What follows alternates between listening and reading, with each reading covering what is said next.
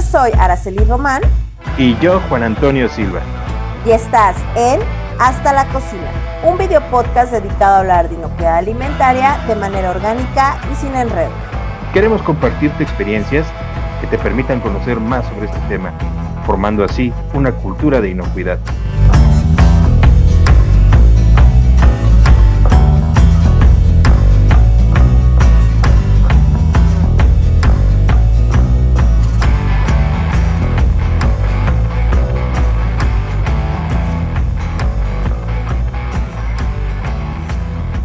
Hola Juan, ¿cómo estás?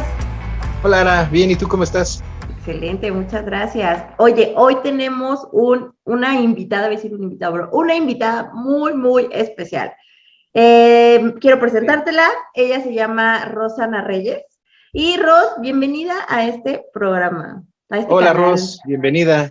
Hola, muchas gracias por invitarme. Y esperemos que seas de nuestras participantes cotidianas, que se vayan incluyendo a este equipo de Hasta la Cocina. Oh, sí los veo ahí en la... Muchas gracias por vernos. Ros, a mí me encantaría que te presentaras, nos dijeras quién eres, qué haces, a qué te has dedicado, por qué tu expertise en el tema del que vamos a hablar el día de hoy. Bueno, yo soy del área de alimentos, soy de mi perfil es, bueno, soy ingeniero químico en alimentos, tengo un diplomado en regulación y riesgos sanitarios y soy estudiante de maestría en nutrición y alimentación. En un trabajo, a mí siempre desde la licenciatura me gustó la información nutrimental, las tablas me dio la curiosidad iniciando con el aceite de oliva y quería saber cómo le determinaban la información nutrimental. Pero no había mucha oportunidad de saber. Llego a un trabajo y en ese trabajo pues se dedicaba a la empresa a guardar la conformidad de diferentes normas oficiales mexicanas. Ahí inicié por la parte de inocuidad, que era lo que a mí antes me gustaba, todo lo del hazard y todo eso. Pero hubo un tiempo en que, te vamos a hacer, vas a presentar el examen para las normas de información comercial para ser verificador. Y que llega a las 51. Y como en el área donde yo estaba, en la región, no había muchos servicios del área de inocuidad, pues miré en una norma que es de México para etiquetado de alimentos. Dije, aquí es mi oportunidad de ver lo que yo estudié, ¿no? Y me clavé hasta, y pues ahora soy un poco pepenadora de formación y de cursos. Y es que el tema da para mucho, no es dependiendo de cada país, en realidad es un tema que lo puedes ver de diferentes aristas. Entonces, justamente, Rosa, es un tema súper interesante, pero mira, déjame empezar, para que ya podamos entrar de lleno al tema, déjame empezar justamente dando una breve introducción, y es que el pretexto de esta conversación creo que tiene que ver la salud pública, y aprovechando que el día de mañana, miércoles, no es cierto, jueves, el día jueves es el día 7 de abril y va a ser el Día Mundial de la Salud. Entonces, nos interesa mucho hablar de este tema, ya que obviamente hay iniciativas mundiales, iniciativas por la Organización Mundial de la Salud, donde promueve que exista alimento seguro, suficiente, inocuo, pero nutritivo. Entonces queremos tomar justamente esta palabra, siempre nos inclinamos hacia la inocuidad, esta vez queremos inclinarnos hacia alimentos nutritivos. ¿Te parece? Entonces, Ros, a mí me encantaría empezar porque creo que más allá de hablar de la norma, de la 051, que yo creo que más adelante habrá un capítulo en específico de esa norma y de los requisitos muy puntuales de la norma. ¿Por qué surge la necesidad de que exista esta información para los consumidores? ¿Por qué? ¿Por qué la necesidad de que traiga esas etiquetas y que traiga una información mínima? ¿O por qué existe una información mínima necesaria? Bueno, recordamos, la etiqueta realmente es un medio de comunicación. Entonces, hay que tener comunicación es necesaria la comunicación entre el productor y el fabricante y ese comprador, y entre el comprador y el consumidor. Entonces, es un medio de comunicación. y es importante que se establezca y por eso existe el etiquetado de alimentos, independientemente de la regulación en el país que exista. Pero es un medio de comunicación entre los vendedores y los consumidores.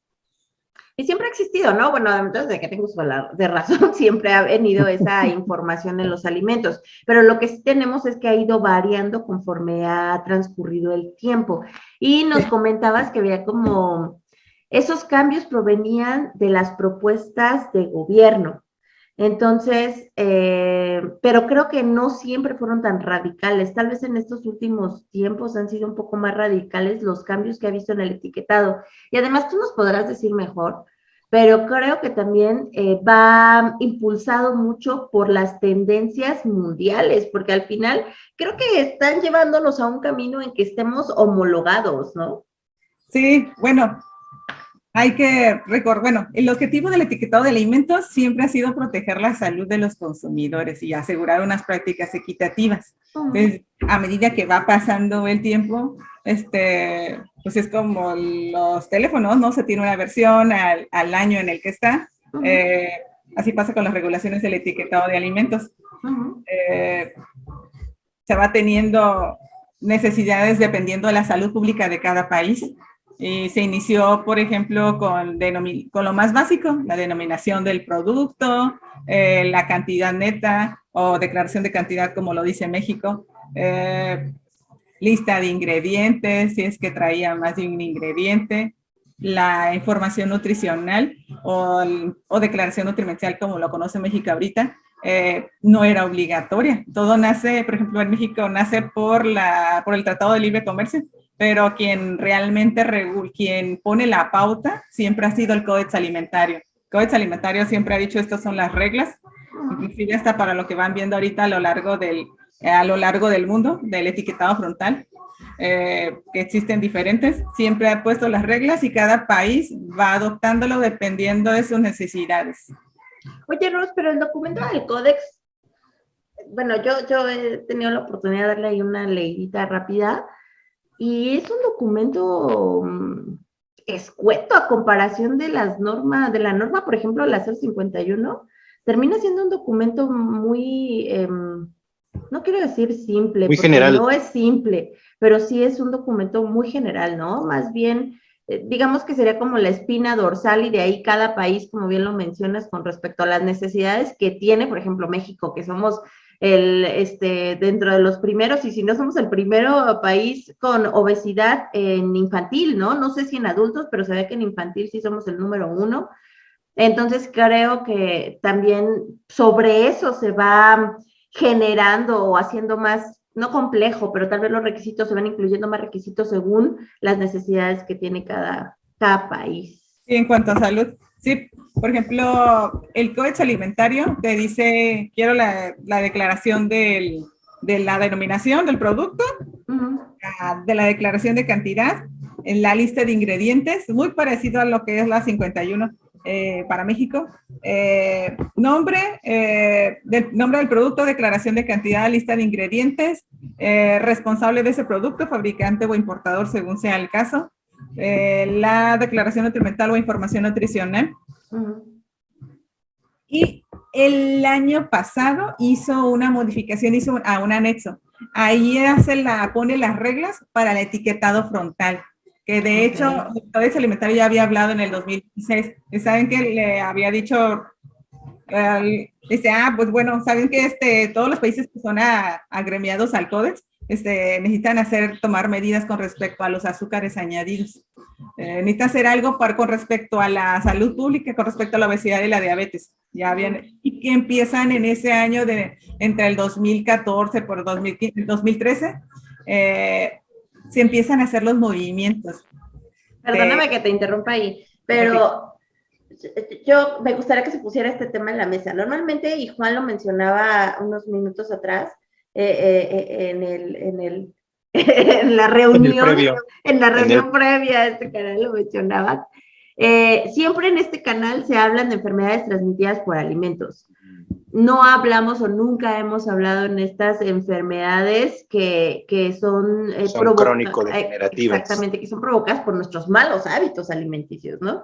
Aquí sí me gustaría que se pudiera considerar o decir cuáles son ese tipo de enfermedades. Y la otra es, bueno, y ustedes que conocen más, porque hoy sí estoy entre nutriólogos, y yo la verdad no soy de seguir. Ya, nada más hay Pero, Ah, pero, pero sí que se pudiera mencionar qué tipo de enfermedades son estas y por qué la relevancia en el tema de salud pública. ¿Por qué estas iniciativas surgen a partir de temas de gobierno o las instituciones internacionales impulsan o promueven o de alguna forma sí sacuden un poco a los gobiernos para decir, a ver, tenemos que actuar sobre esto, ustedes hagan su planeación, digan qué van a hacer, pero tenemos que actuar sobre disminuir o mitigar este tipo de enfermedades. ¿Por qué? ¿Por qué nos impacta tanto en el mundo? mira, yo creo que primero hay que partir de esa diferencia entre los grupos de enfermedades que tú comentas.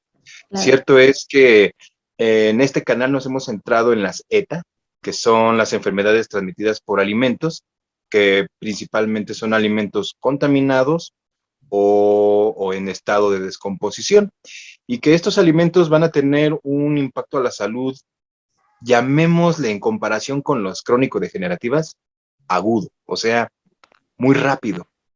Sí podemos hablar de que dependiendo del microorganismo, en caso de una contaminación biológica, pueda tener un periodo de incubación que puede ir de horas o días a semanas. Aún así, en comparación con una crónico-degenerativa, son aspectos de salud agudos, inmediatos. Entonces, yo me como el alimento y en días me siento enfermo, me pongo mal. Y esto es causado porque ingerí un alimento que se contaminó ya sea con un peligro físico, químico o biológico, principalmente biológico. Pero una enfermedad crónico-degenerativa va a ser aquella que se va a detonar por dos factores. Uno de ellos va a ser, ya desde hace un buen tiempo se sabe, va a haber una carga genética en cada uno de nosotros. Y eso obviamente lo podemos rastrear a través de los antecedentes heredofamiliares con familiares que tú tengas en tu árbol genealógico que han padecido tal o cual enfermedad. Ay, sé que me ayuda a dudar, hablando de esto, porque sé que sí. Tú hablas muy rápido y después me va a olvidar la pregunta. Está bien. Si yo, Araceli Román, en mi familia hay diabéticos, por ejemplo. Sí. Pero yo me cuido, como bien, evito el azúcar, evito todos estos factores que pueden llevarme a tener diabetes. ¿Lo puedo evitar? ¿O es definitivamente no se puede evitar por más cambios que hagas en tus hábitos?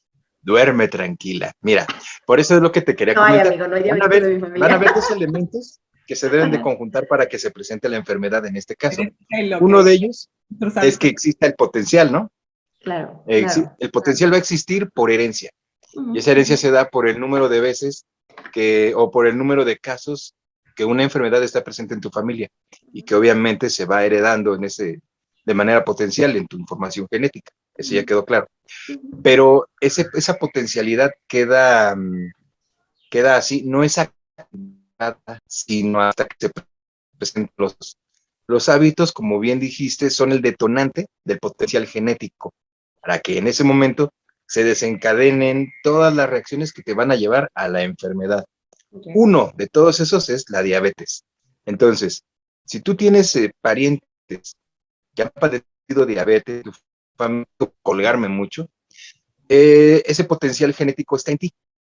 Si tú acompañas a lo largo de tu vida los malos hábitos sedentarios y de alimentación, de mala alimentación, muy probablemente vas a detonar la enfermedad y te vas a volver diabética.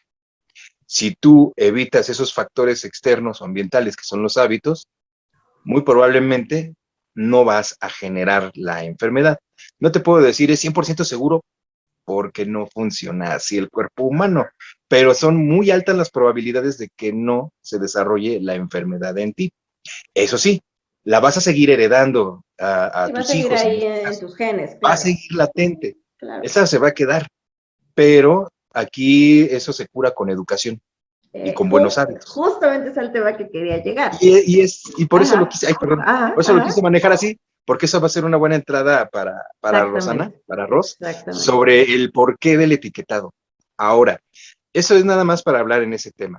Una enfermedad crónico-degenerativa, rapidísimo, tarda en manifestarse no meses, años. O sea, el que es diabético, hipertenso, aparte de que en su familia puede estar presente la enfermedad, lleva mucho tiempo. Tu cuerpo está dando señales también, ¿no? Así como las alertas de, amigo, contrólate, controla. Ajá. Claro. Sí, pero no le hacemos caso a las señales. Pero no es una enfermedad de 2, 3 días. Sí, Y eso no, yo no. creo que también le va a ayudar mucho a Rosana, porque si uno ve que un producto es alto en azúcar, híjole, si me lo como, ¿me voy a enfermar? No te pases, o sea, eso te va a llevar Sí, pero si te comes un años. gansito todos los días por un año, por ahí vi un experimento social que hicieron con McDonald's de una Sí. persona que come todos los días hamburguesa y cómo se va deteriorando su salud, ¿no? O sea, obviamente si te comes una hamburguesa no va a pasar nada, pero ya si te comes una por 2 años todos los días, pues sí ya hay un problema, ¿no? Las bebidas azucaradas por un tiempo y toma, Ajá. verás como cuando vuelves a hacerlo, tu misma boca lo rechaza del sabor. Sí. Ya detectas el nivel de dulzor.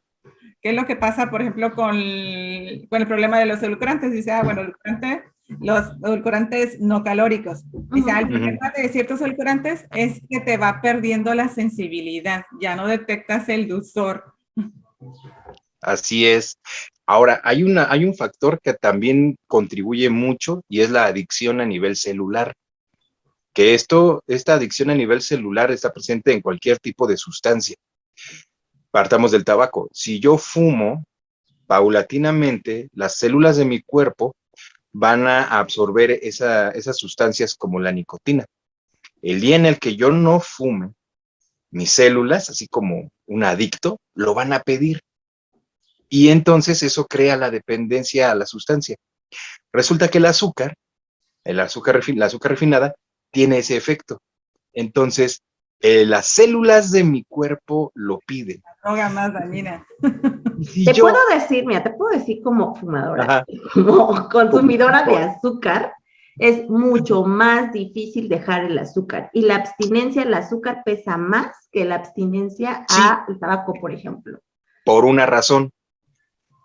Tú empezaste a fumar, tal vez de adolescente o de jovencita, ¿no? Pero tú comes azúcar desde que eras un bebé. Vida. Sí, claro. Y los Toda la vida. niveles se han ido modificando. Por eso, tal vez al principio también, comías poco y después periodo que comías muchísimas cantidades de azúcar. Sí, entonces, claro. esa adicción es desde mucho más atrás que la del tabaco. Pero ya no me quiero desviar. El chiste es que creo que ya entendimos que son enfermedades Hablando que de mis vicios. Tiempo.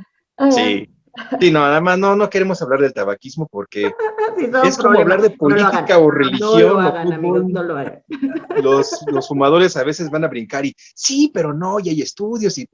Es no me quiero dañino, meter en es dañino. Los que somos adictos somos adictos, pero el que te va a Debemos hacer reconocer daño, que es te hace dañino. daño. Sí, claro. Pero bueno, basta. ¿El punto cuál es? El punto es que a diferencia de las enfermedades transmitidas por alimentos contaminados, estas requieren mucho tiempo, tiene una carga genética o potencial genético y además hay un factor de adicción por parte de las células del cuerpo. Y esto es lo que ha motivado a que se den fenómenos desde los 90s, incluso tal vez un poco antes, de obesidad, de un incremento poblacional de la obesidad, primero en estratos de los adultos jóvenes, pero como bien dijiste, después baja el estrato hacia los niños. Y ahí es donde la alerta roja se vuelve súper roja. Y es lo que ha venido motivando. Sí, diga. En los países existe cierto ambiente que le dicen ambiente, es que es un ambiente obesogénico. O sea, sí. que se va dando en todas las áreas de que es necesario que el gobierno haga algo con respecto a las enfermedades crónicas no degenerativas, como por ejemplo la obesidad y el sobrepeso, que en México se volvió el problema de salud pública el número 1. ¿Y en qué momento de la historia se volvió un problema, Ros? Porque yo creo que sí tiene que ver este problema de obesidad y que obviamente las enfermedades que pueden detonar. 10 años, por ahí del 2010, 2011, 9, 10. Ya iba creciendo en la estadística, pero no íbamos haciendo caso. Es que el problema es ese, como es crónico, como es un problema crónico, nada, ¿no? se gesta a partir de los 90, o sea, ahí empieza su génesis, digo, estimándolo, pero ya se hace evidente unos 10, 15 años después. Yo creo que otro factor que impactó fue el Tratado de Libre Comercio. Esto, al abrir las puertas del comercio en el norte del continente y luego ir poco a poco ahondando en este mundo globalizado, en el intercambio comercial, nos expuso a una gama enorme de alimentos desconocidos en México, o si eran conocidos, poco consumidos, y cada vez más accesibles y más disponibles. Entonces, esa accesibilidad y disponibilidad impactó, pero ahí se empezó a descuidar la parte nutrimental, que de hecho todos esos elementos, si me lo permiten, derivan del concepto emitido por la Organización Mundial de la Salud sobre lo que es seguridad alimentaria, ¿cierto? Ahí se hablaba de proporcionar a la población alimentos disponibles, accesibles, inocuos y nutrimentalmente adecuados. Sí, pero esa parte del nutrimental como que ¡pum!, se perdió. Y pasa la década, pasan más años y empezamos ahora sí a ver un impacto a nivel estadístico y poblacional. Bueno, hasta ahí me detengo. Sí, y es que, por ejemplo, el problema con la obesidad y el sobrepeso es que se pierden 11.5 años de vida. Y, por ejemplo, en México siempre hay una encuesta que le dicen en Sanud. Cada año, en una de esas encuestas de resultados salió que 3/4 de adultos sufrimos obesidad o que 1/3 de los niños sufren obesidad. Entonces, sí, las cifras son alarmantes por todo lo que trae en consecuencia, por lo que puede desencadenar el sobrepeso. O sea, y no hablamos de kilos, sino salirte del índice de masa corporal. Sí. Claro. Ok, ya hablamos de la parte de lo que impacta, ¿no? O sea, ¿en qué te puede impactar todo este tema de obesidad para la salud? Ahora, las estrategias que se han hecho en nuestro país, obviamente sabemos que han ido motivadas por los organismos internacionales, eso lo sabemos.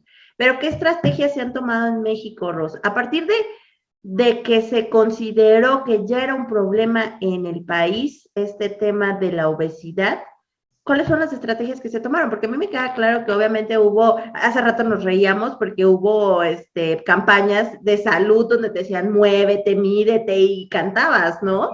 Pero ¿qué más hubo? O sea, al final creo que sí se hicieron cambios relevantes para que la gente pudiera tomar mejores decisiones de consumo, pero a la par yo creo que no se ha acabado de reforzar la información hacia el consumidor, pero a mí sí me gustaría que habláramos de cuáles son las estrategias que se tomaron cuando se consideró que ya era un problema en este país.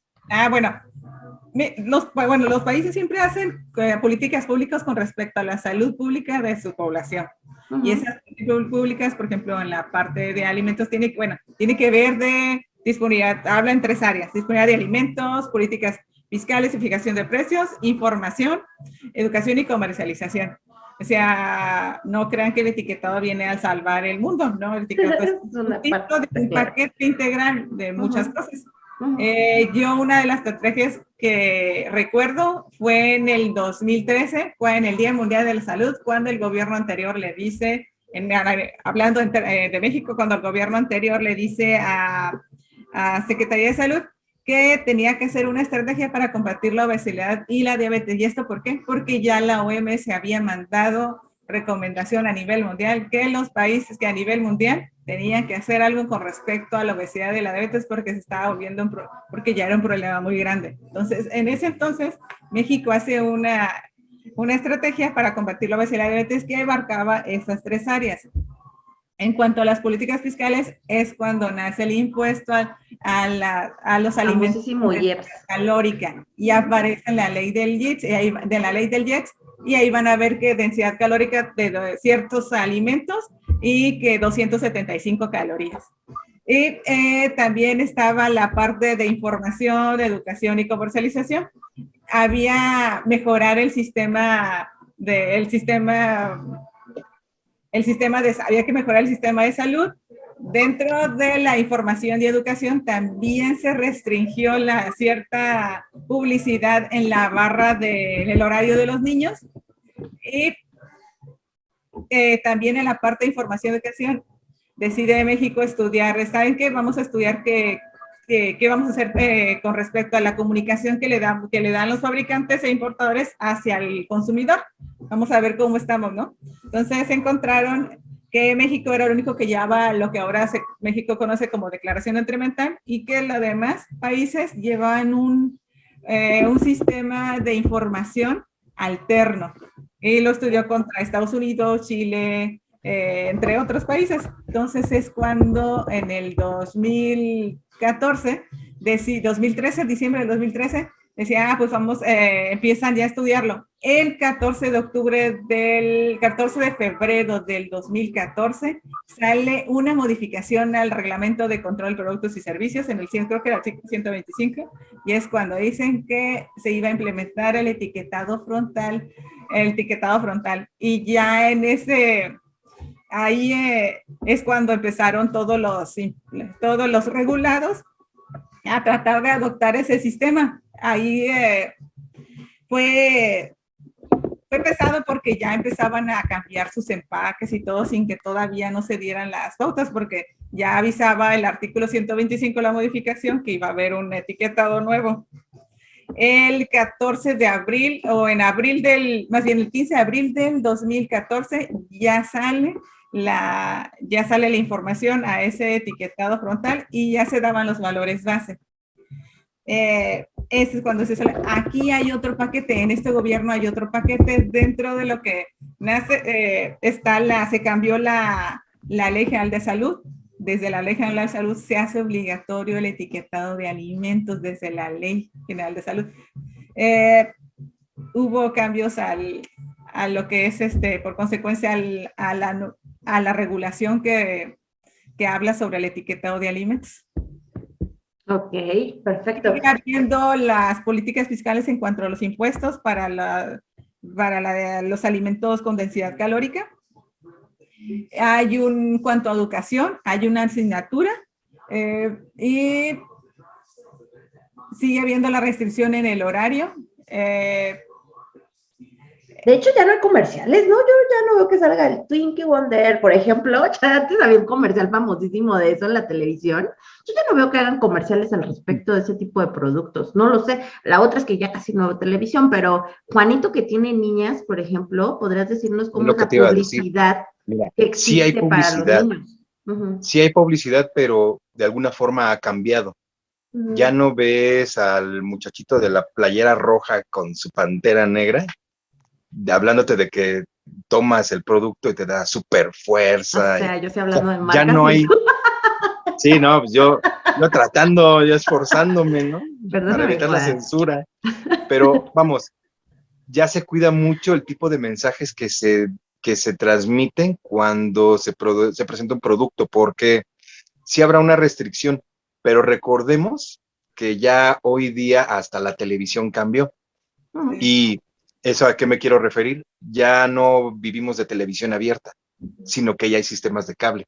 Y que incluso ves productos de otros países promocionados en los comerciales de los canales que tú tienes y del servicio de cable que tú contrates. Se hizo global también. Uh-huh. Porque se hizo global. Entonces, sí se perciben cambios, sí ya no es el mismo mensaje superlativo de ventajas que te da el producto, sobre todo a la población infantil. Y sí, ya no ves personajes animados anunciándolo tan comúnmente. Todavía yo veo que sí aparece de repente algo ahí, algún animalillo anunciando algún producto, pero ya es mínimo, ya es muy mínimo. Sí ha habido una transformación en el mensaje, pero sí siguen saliendo anuncios de productos alimenticios, incluso dirigidos hacia los niños. Y esas políticas son en todos los países, ¿eh? Porque, bueno, México hizo cambios con respecto al sistema alimentario, al torno escolar, a campañas de orientación de alimentación, inclusive hacer campañas en pro de la lactancia materna. Y pues ya en el ambiente alimentario es donde toca ya lo de los impuestos. Pero a nivel mundial todos los países hacen sus propias... sus propios paquetes. Por ejemplo, Estados Unidos hizo un paquete ellos tienen cierta llevan cierto menú para en el sistema escolar, por allá cuando estaba la administración anterior. Ok. No, mucho anterior, dos anteriores, fue el quien la promovió, fue Michelle Obama. Algo más saludable, pero llega el anterior presidente Trump. y fue toda una polémica porque entonces volvieron los alimentos con densidad calórica. Inclusive ese gobierno propuso unos cambios con respecto al etiquetado de los menús.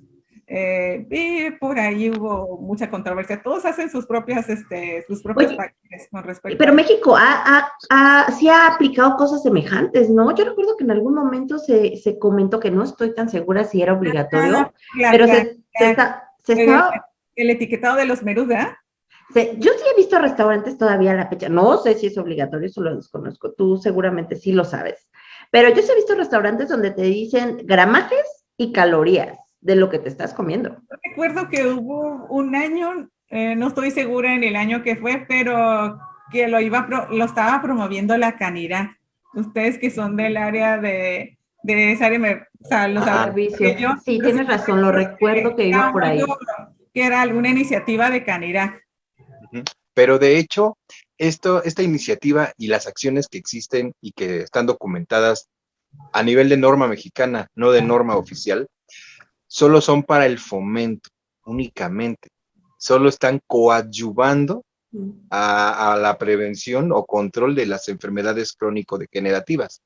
De hecho, en la 605, que es mi pan de cada día, que es norma mexicana, ahí lo que se menciona o lo que se le pide a los usuarios de la norma es que sí fomenten aspectos en cuidado de la alimentación a través de una correcta nutrición. No está exigido, no está como tal demandado que tú declares el aporte nutrimental y calórico de tus alimentos a un comensal. No existe.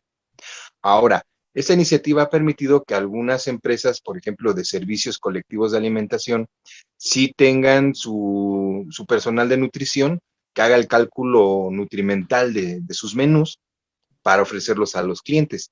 Y algunos clientes por contrato exigen que se declare el valor nutrimental en los menús que se ofertan. Incluso en lo que se llama, es la composición del menú, el patrón de alimentación, tú vas a ver que van a haber de 2, 3 o más opciones de comida, de guisado, para que el comensal escoja qué va a comer.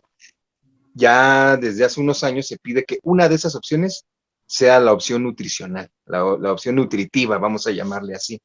Pero todas son iniciativas de carácter privado o particular.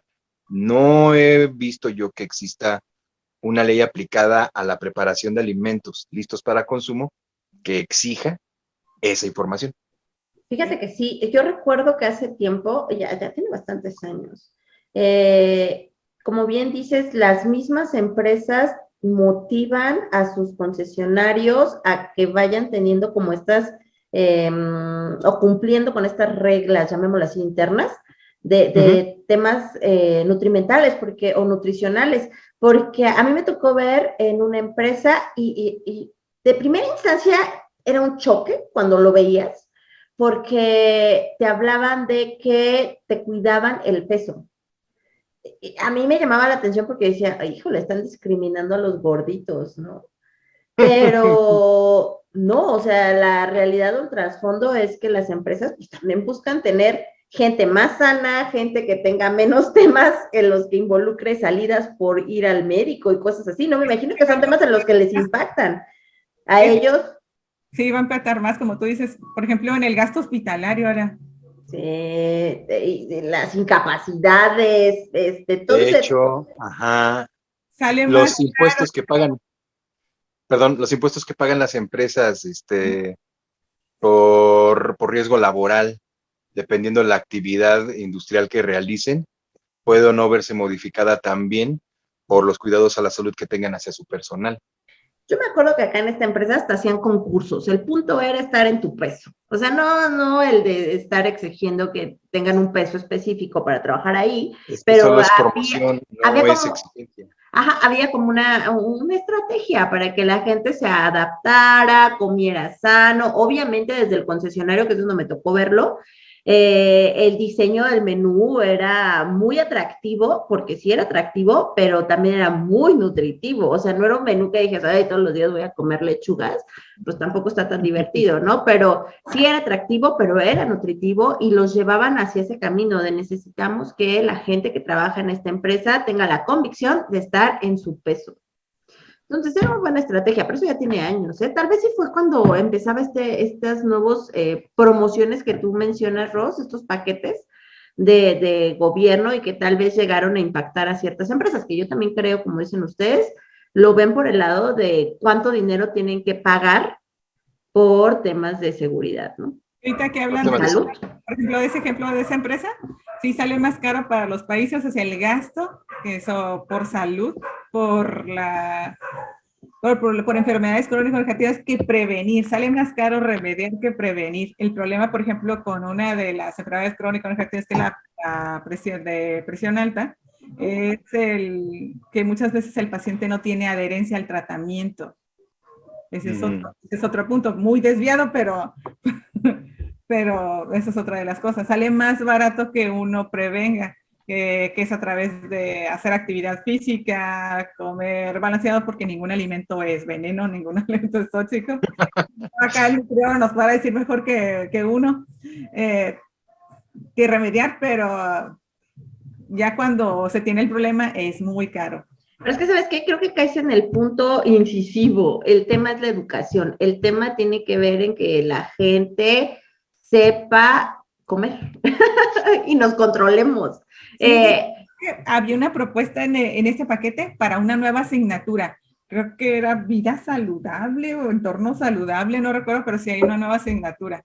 Oye, a mí me queda la duda, porque yo me lo he preguntado como consumidor, digo, ya en la reunión previa que tuvimos ustedes me dieron su perspectiva como nutriólogos y claro que me queda claro, pero yo sí creo que hay gente que en México va a haber varios tipos de compradores, los que no les importa la información comercial, o sea, no van a tomar en cuenta lo que diga una etiqueta, ni la van a leer.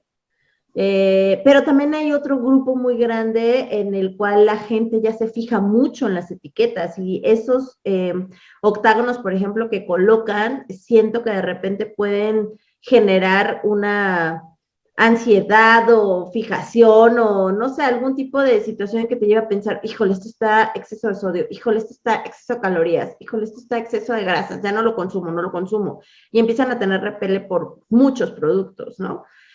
Aquí la situación está, ¿cómo se educa a la gente para que sepa comprender ese tipo de etiquetado frontal? O sea, el decir, oye, solo es un aviso, si tú eres hipertenso, obviamente no consumas productos con altos contenidos en sodio, te estoy avisando que tienen altos contenidos de sodio. Si eres diabético, no consumas productos con altos contenidos de azúcares o calóricos, ¿no? Porque obviamente va a tener un impacto en tu salud. ¿Cómo llegamos a ese punto en el cual se puede educar a la gente? Creo que el tema está en eso, que la gente comprenda la información que viene ahí para poder hacer compras adecuadas, o sea, que aprendamos a comprar lo que vamos a comer.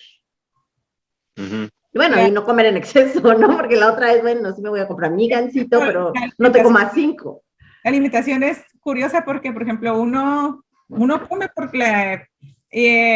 por intuición, ¿no? O sea, pero ya el que uno se quiera nutrir, o sea, una cosa es que estar satisfecho, pero el que uno en esa alimentación queramos nutrir, ya es algo muy consciente. Lo inconsciente es comer, pero lo consciente ya es que de esa alimentación uno tome que sea nutritiva. Entonces, son varias cosas. Y con respecto al etiquetado frontal, pues el propósito, el año pasado el Codex hizo una modificación a sus documentos y él puso las reglas para el etiquetado frontal, para lo que iban a adoptar cómo lo iban a desarrollar los países. Entonces, Codex dice que es una herramienta para que el consumidor tome una mejor comprensión entre lo que está comprando con respecto al valor nutricional del alimento que compra. Entonces, cada uno de los países va adoptando. El que llevamos, por ejemplo, en este país que es México, es uno de un sinfín de sistemas que hay. Por ejemplo, en Francia desarrollaron uno que se llama Nutri-Score, que cuando estudiaron aquí cuál es el que se iba a llevar, también fue una de las propuestas. Este se basa, es como un semáforo, pero el verde es el más saludable y todo, pero hay una controversia, por ejemplo, en España. El año pasado se agarraban con todo porque querían poner al aceite de oliva como el malo de la película, pues no, ¿no? Y ahorita, por ejemplo, España, ya hace como 6 meses ellos Nutri-Score ya perdió la fuerza. Italia hizo el propio suyo, que se llama Nutri-Inform. Y es parecido al que teníamos nosotros en la versión anterior. Okay. Está basado en calorías y en porcentajes. Él es el que está, ese es el sistema etiquetado que está tomando fuerza allá. Oye, Rosa, a mí me queda una duda así, que creo que es donde siempre camino yo, de ya se hicieron muchos cambios, ya hemos visto muchos programas distintos en todo el mundo. Cada quien adoptó lo que quiso, lo implementó. Ya hay análisis de quién tiene buenos resultados y quién no, como para decir, ese país sí tiene buenos resultados, creo que voy a hacer lo que está haciendo él.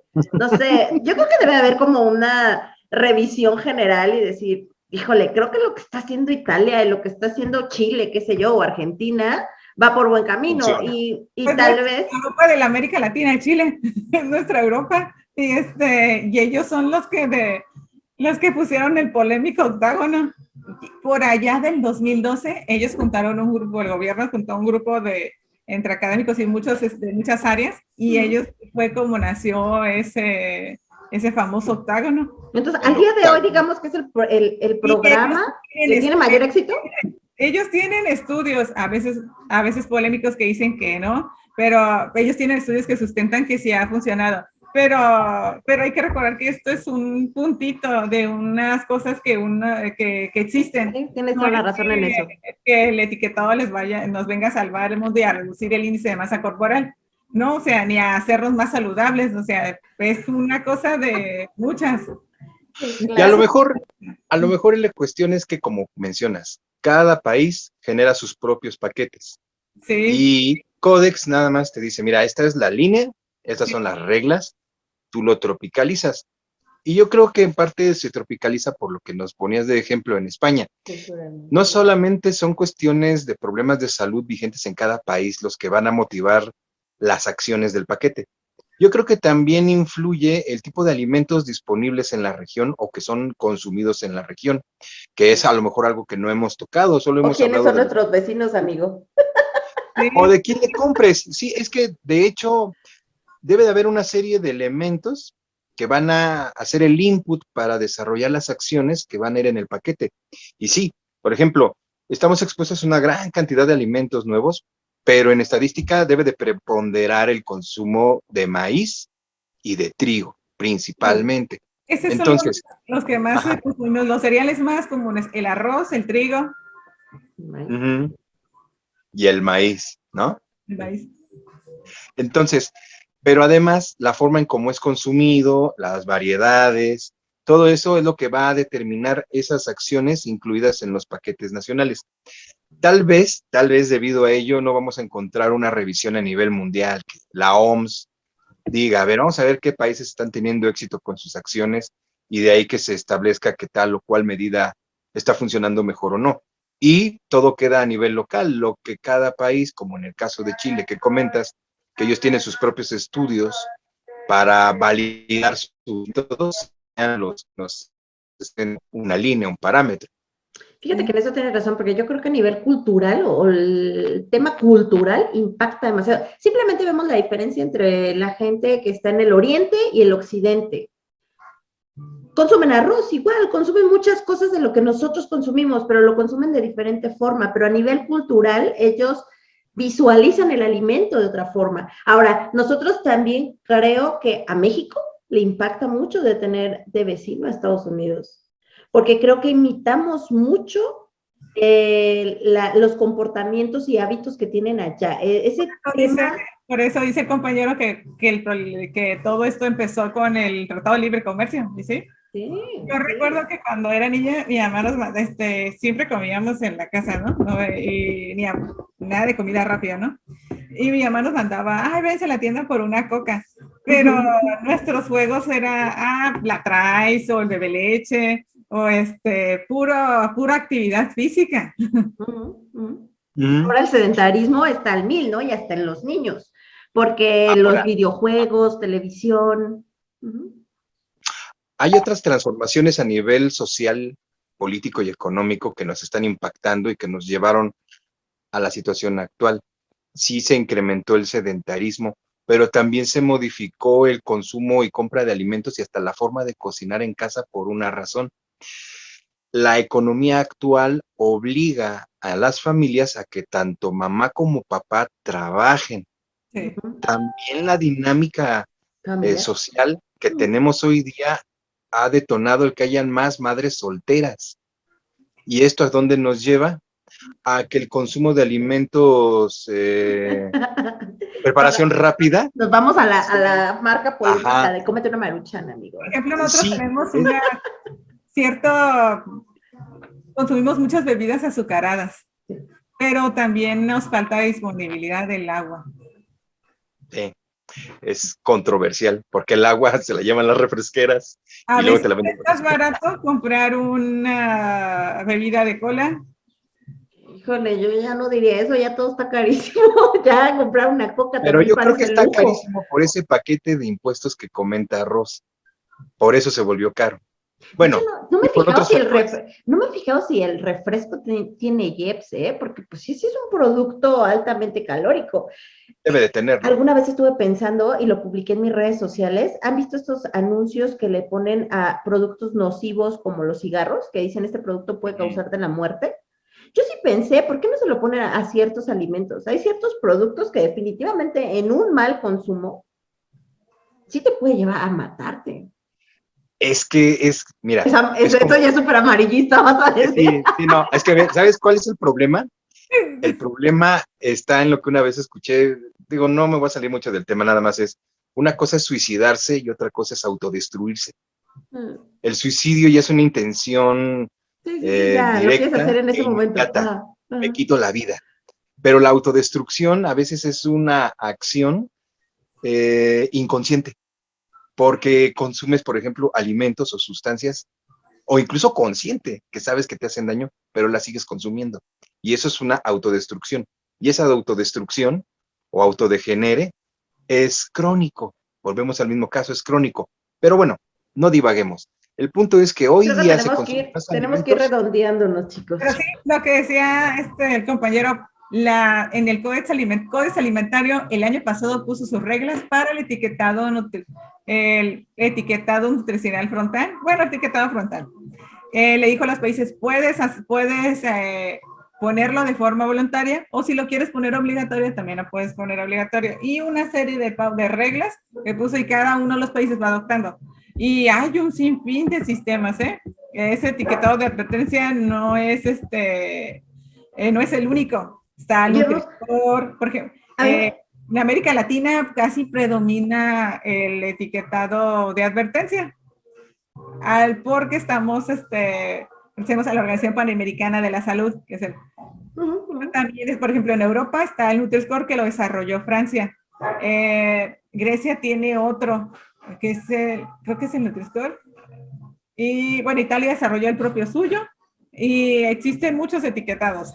Oye, Ros, a mí me encantaría que comentaras algo que nos platicaste hace unos minutos. El tema de en qué año España empieza a meter el tema de nutrimental. A mí eso me voló la cabeza. O sea.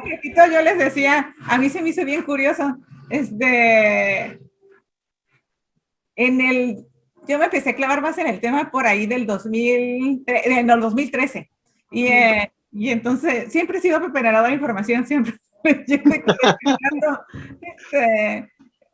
Estoy un poco traumada con el tema, no estoy fijada con una norma y me gusta en sí el tema y es muy interesante. Y por allá del 2016 yo recuerdo que estaba buscando información de Estados Unidos porque me llamaba mucho la atención la polémica que se generó del menú del etiquetado de los menús. Se me hacía increíble. Yo pensé que nada más en México pasaba, dije, eso de las polémicas de de ciertas políticas. Ujú.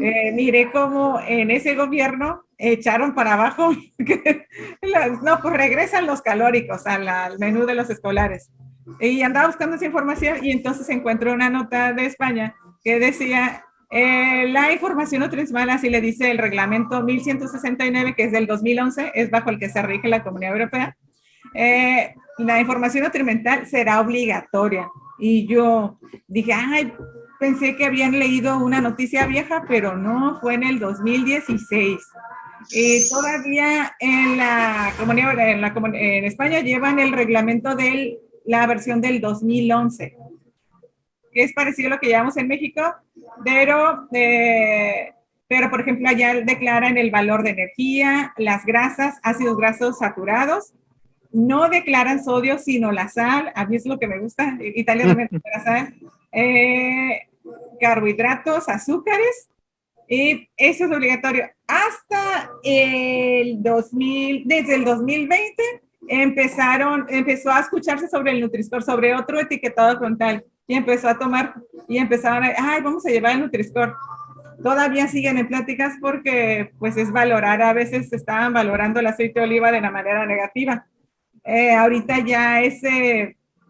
ya no solo van a llevar, todavía no decido qué sistema van a llevar, pero ya están contemplando llevar uno alterno y se espera que se actualice el reglamento 1169 porque no se ha actualizado desde el 2011. Mucha información técnica. Y es otra forma de regular, porque tú ves los reglamentos y está distinto, tan solo de los aditivos, es otra es forma todo de... un tema, Ros. Yo creo que eso da para un solo programa, el tema de aditivos. De los aditivos. A mí me ponen a veces tareas de aditivos y es un mundo aparte. Sí, es un mundo completamente aparte porque al final lo que puede estar permitido aquí puede estar no permitido en otros países y eso también, ya en la industria eso tiene un impacto muy grande porque te lleva a tener también diferentes etiquetas. Bueno, pero ya hablaremos en otro programa del etiquetado como tal y los requisitos del etiquetado como tal, porque a mí me encantaría que habláramos de cuando se habla de etiquetado, cuando la vendes en el país de origen, pero en el etiquetado que debes de cumplir cuando tu producto va a salir de tu país y se tiene que dar cumplimiento a los países a donde va a entrar. Sí, si el CODES marca las reglas, te dice, casi los países van tanto lo mismo, pero hay diferencias. Tan solo, por ejemplo, tiene 4,000 sustancias de aditivos. Y es un reto, y no están ordenadas porque existen, son 11 o 12 anexos, y son, bueno, es un reto. Más fácil. Yo creo... Aditivos allá, pues es distinto, es más organizado. Claro. Ahora yo creo, saliéndome un poquito del tema, que la misma industria de alguna forma va a llegar a una homologación mundial. Si bien ya se están dando algunos pequeños pasos en otros temas que tendremos que tocar en el canal posteriormente, como puede ser el esquema FCC 22000, donde se está buscando que los proveedores locales para las grandes industrias de alimentos se adopten ciertos estándares. Entonces, esa es una manera de empezar a homologar prácticas con productores, digamos, medianos o pequeños, para dar servicio a las grandes o multinacionales empresas. Esto es una manera de ver que en un futuro, pues a un buen tiempo, a un largo plazo tal vez, detalles como el uso de aditivos se van a empezar a homologar de manera mundial. Entonces, el reto que hoy tenemos probablemente se va a ir transformando hasta que sea solamente un estándar más. Pero bueno, eso fue como que una extraña visión que ahorita se me vino a la mente. Ahora, yo quiero aprovechar y hacer un pequeño paréntesis en este tema, porque como bien dice esta Ros, este tema o esta norma da para hablar de muchísimas cosas. Hoy nos centramos en algo que no es típico del canal, que es las enfermedades crónico-degenerativas y como una de tantas acciones que existen es la información en el etiquetado para coadyuvar en el cuidado de la salud, que es importantísimo. Pero quiero abrir ese paréntesis para jalar un poquito hacia lo que es la parte de la inocuidad, que son aspectos que también aparecen en la etiqueta y que en otro programa espero que Ros nos pueda ayudar también con su participación, abordemos temas como las leyendas que establecen los medios de preservación del producto, ya sea desde que se compra hasta que es abierto, lo que es la caducidad y el consumo preferente, que en mi ramo particular genera a veces muchas dudas, muchas confusiones de cómo identificar uno u otro, y también mencionar que la información del etiquetado no solo en función a la cuestión nutrimental y a la cuestión de inocuidad, que son algunos de los aspectos que acabo de mencionar, sino también en la prevención del fraude alimentario por la declaración del origen o el tipo o ¿cómo se llama? La denominación del alimento y de los ingredientes. Claro. Y mencionar otro tema de salud, pero rapidísimo, los alérgenos. Por eso digo, la etiqueta nos va a dar una enorme cantidad de temas a discutir. Cierro mi paréntesis. Sí, el etiquetado, vas a ver información comercial que es importante para la seguridad del consumidor, pero también sanitaria, donde ya entra cada una de las autoridades sanitarias de cada país, cómo es la información nutricional para determinado país o la declaración nutricional para aquí. Últimamente, la verdad es que tenemos que ser conscientes que el etiquetado frontal es una tendencia mundial, por eso ven que, por ejemplo, en Argentina en octubre la adoptó el etiquetado de advertencia, y así va sucedido a lo largo, van a encontrar muchas noticias de los países con respecto a un etiquetado frontal, a sistemas que están adoptando adicionales. Claro. Oigan, me gustaría que fuéramos concluyendo. A mí ya esto me suena más a sus conclusiones, pero sí me gustaría que fuéramos concluyendo porque ya llevamos un exceso de tiempo. Bueno, de lo que dura un programa ya nos excedimos un poquitín, pero a mí sí me gustaría, Rose, y dejar la puerta abierta para que se puedan dar más programas de este tema, porque de verdad tú eres la experta en esto, entonces sí nos gustaría que nos compartieras más acerca de etiquetado comercial, como bien dice Juan, tocando todas esas vertientes, porque esto sí fue un programa especial del Día de la Salud, pero aquí el tema está en que el etiquetado no solo te sirve para tomar decisiones de compra en el sentido de si te conviene porque tiene sodio, porque tiene calorías, sino que va mucho más allá, si en realidad el producto, cómo va a ser manejado, cómo lo debes de manejar tú como comprador para también asegurar la inocuidad del mismo producto, si lo puedes consumir o no por temas de alérgenos, o si te están engañando, o tú tienes una falsa idea de lo que estás comprando. Por ahí, y creo que también podremos tocar en otro tema cuando hablemos de fraude, tal vez con el etiquetado. Hace no mucho salió una polémica de los quesos, sí. Y que ya no pueden, bueno, ya existía el del tipo manchego, o sea, que no puede ser tal cual por denominaciones o por tipo de leche que están ocupando, el origen de la leche. Por eso, por ejemplo, cada uno de los países en el punto, por ejemplo, en etiquetado de alimentos, cuando tocan la denominación, por ejemplo, el reglamento europeo la denominación tiene que ser de acuerdo a un marco jurídico. Dice, si no existe marco jurídico, entonces escríbeme el nombre más común, o si no, una descripción de alimento.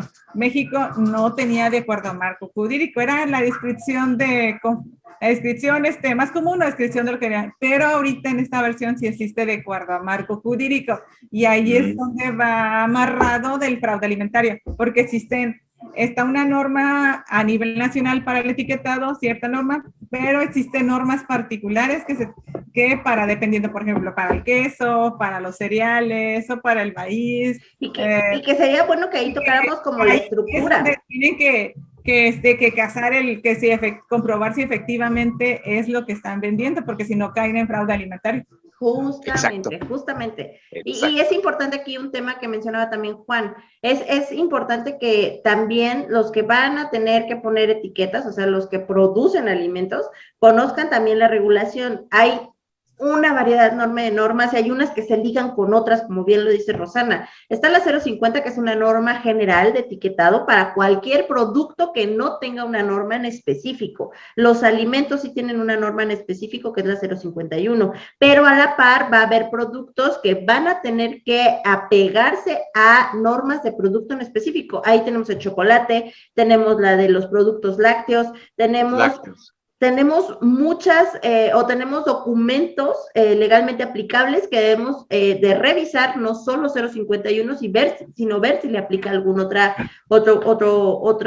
requisito. Soy fan del etiquetado de alimentos, experta no soy, soy fan pequeño, sencilla, sí, entonces como soy pequeño, sencilla, como soy un poco apasionada del tema, me dedico a pepenar información y a entrar a cursos y muchas cosas, pero soy una apasionada del tema, eso es todo.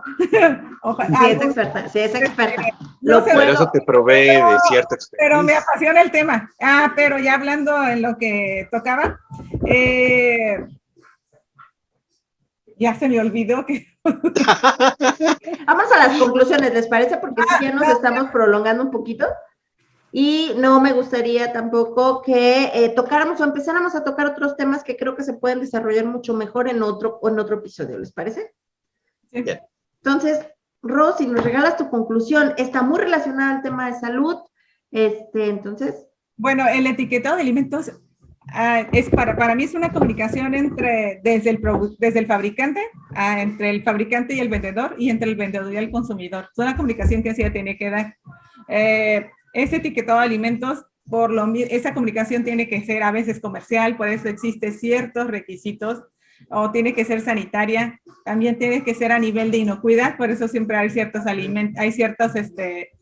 requisitos. Dependía, a lo largo de la historia se va pidiendo ciertas cosas para declarar, pero vamos evolucionando, van pasando los años y las necesidades son diferentes. O sea, ya en la actualidad tenemos otro etiquetado adicional, que es el etiquetado frontal, y así como existen a nivel, por ejemplo, hablando en términos de México, la Ley General de Salud sí marca que quien dicta, quien dicta en cuanto a etiquetado de alimentos y lo que se debe de adoptar es el de Secretaría de Salud. Nada de que vas a adoptar del COSE, nada, no, porque la Ley General de Salud tiene un artículo, ahorita no lo recuerdo, tiene un artículo muy particular que dice que lo que se adopta es lo que diga la Secretaría de Salud. Entonces, existe una norma genérica para alimentos y bebidas en cuanto a etiquetado, que es la norma 051, que es de dos secretarías, Secretaría de Economía y Secretaría de Salud, pero los regulados tienen que tomar en cuenta que existen diferentes productos como chocolate que tiene su propia norma particular, que de hecho están contemplando la actualización de la norma.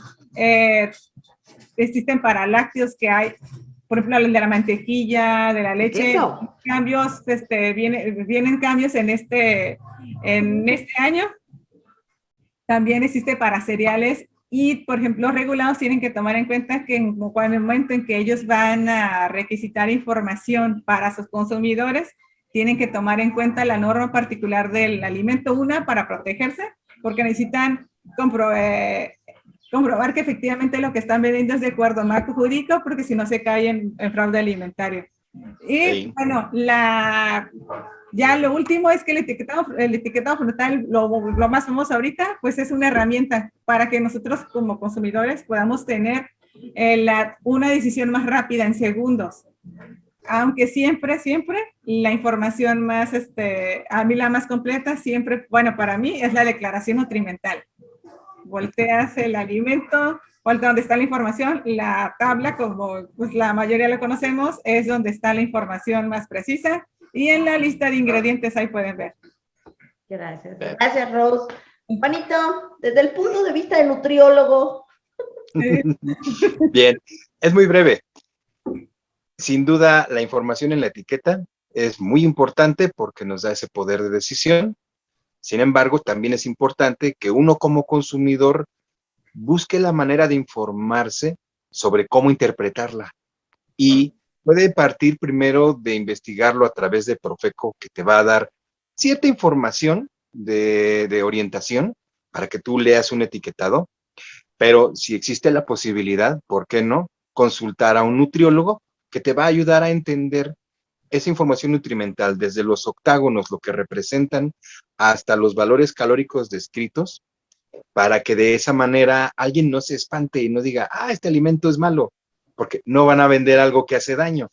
Simple y sencillamente es entender que un alimento, por su composición, va a aportar ciertos aspectos nutrimentales al organismo, pero que es la persona quien decide cuándo, cómo, en qué cantidad va a consumir ese alimento y si se vuelve o no se vuelve un hábito de consumo. Entonces, todo radica en uno mismo, es una cuestión de educación, si es cierto, también es una educación de hábito, y eso nos debe de ayudar a no ponerle mitos al alimento.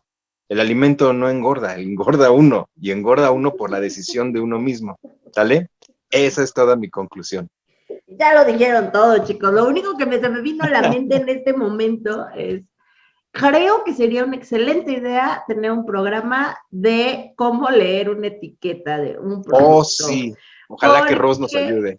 Porque yo le soy sincera, yo sí soy mucho de lo que dice Rosana. Leer la frontal y decir, mejor no. ¿No? Pero sería súper bueno el que pudiéramos irnos a la tabla de atrás y hay valores, por ejemplo, que a mí a veces me quedan dudas. Hay valores que obviamente de inmediato dices, cuánto de azúcar, cuánto de grasa, dices, ok, pero hay valores que de repente dices, ¿y esto cómo lo interpreto? ¿Es bueno, malo? No lo sé, ¿no? Entonces sería muy bueno que pudiéramos tener ese programa. Y muchas gracias, Rosana, de verdad, a mí me encanta, llevábamos un buen rato programando estas sesiones, a mí me encanta que estés aquí con nosotros, de verdad, te lo agradezco. Porque creo que es un tema pilar del tema del área de alimentos. Sí hablamos de inocuidad. Nosotros, este canal está dirigido a temas de inocuidad, pero como dice Juan, o sea, el etiquetado de alimentos no solo involucra el tema de nutrición, va mucho más allá y nos da más información que a nosotros como clientes, como fabricantes, nos ayuda a tomar decisiones certeras y no solo en temas de nutrición, sino en temas de fraude, en temas de cómo manejar mis propios alimentos, ¿no? Pues muchas gracias, Juanito. No sé si quieres agregar algo más, Ros, si quieres agregar algo más. Ros, si quiere agregar algo más, Ros. Gracias fue muy grato charlar con ustedes. No, sí, esperemos que estés aquí muchos capítulos más. Sí. Pero este tema es bien fascinante, da para mucho. Sí, da para muchísimo, para muchísimo. Juanito, ¿quieres agregar algo más? Nada, no, yo ya estoy más que listo, pero sí esperando que Ros participe en otros episodios con nosotros. Ojalá que sí, ojalá que acepte. Y solo queda recordarles, también estamos en Spotify, nos pueden escuchar por allá, nuestro programa se publica los días martes, entonces los esperamos en el canal de YouTube o en Spotify. Dejamos activos los comentarios, por favor, comenten, platiquen, pregunten, agreguen, en caso de que digan, ahí están en un error, póngalo, no hay ningún problema, nosotros lo leemos y podemos abrir conversación de lo que ustedes consideren, ¿ok? Y también, bueno, en la descripción del capítulo va a quedar los datos de nosotros, a donde nos pueden contactar y les voy a pasar las redes sociales de Rosana si es que ustedes quieren acercarse a ella. Pueden contactar. Ajá, justamente. Entonces, pues, muchas gracias por haber estado en este capítulo y, pues, bueno, fue súper capítulo especial del Día de la Salud. Nos vemos, chicos. Adiós, Ros.